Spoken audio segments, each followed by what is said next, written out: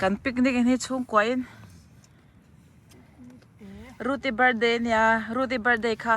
rama chokan ei ni he apukop te hawin birthday cake te ran ken tur chonya happy birthday bete happy birthday hai lu tira lo min lo en la Thank you. mel chan nha Happy.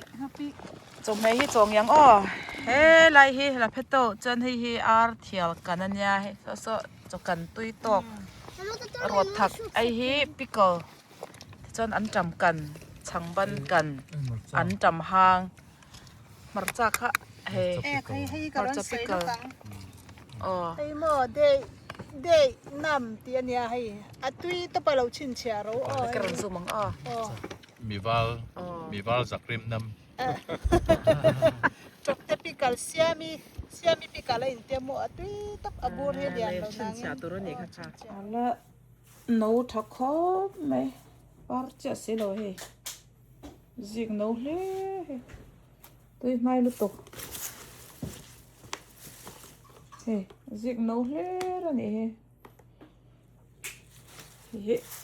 anh nên là các khỏe mạnh tổ đón xí lô va hay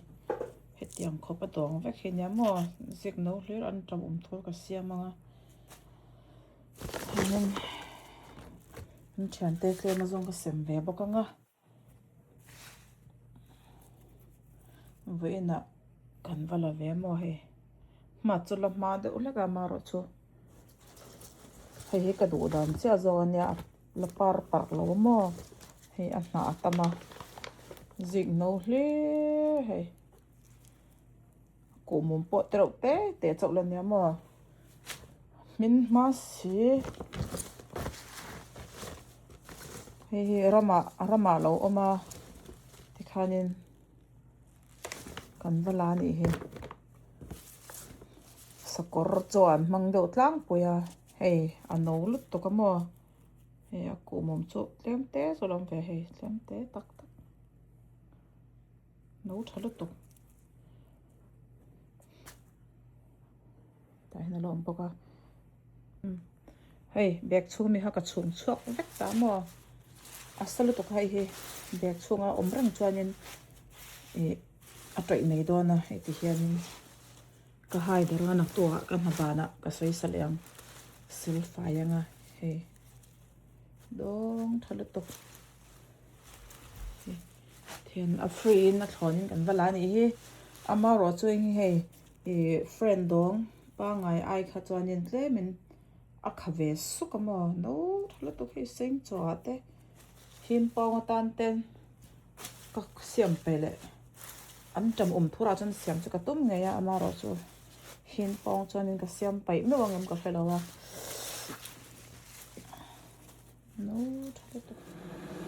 an tam khane zana te hianin kada voi de ora mo chuanin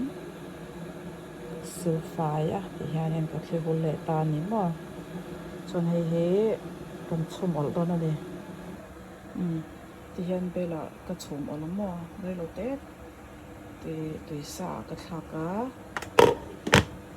ti chuan ti hian ti wata ka chia le a relo te cool down thleng khan in ka chia ta ni ti chuan hemi zo a hianin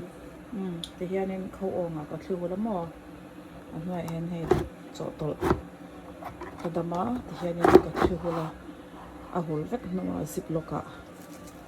ganda don ni tikhanin botla kona te antam amno kona tihanin kan eile the don ni dule ikam theya idule I bol thak theya idule itlak le the ni tihanin I eile dule the shing sarin I ei the da ra ma ai tihian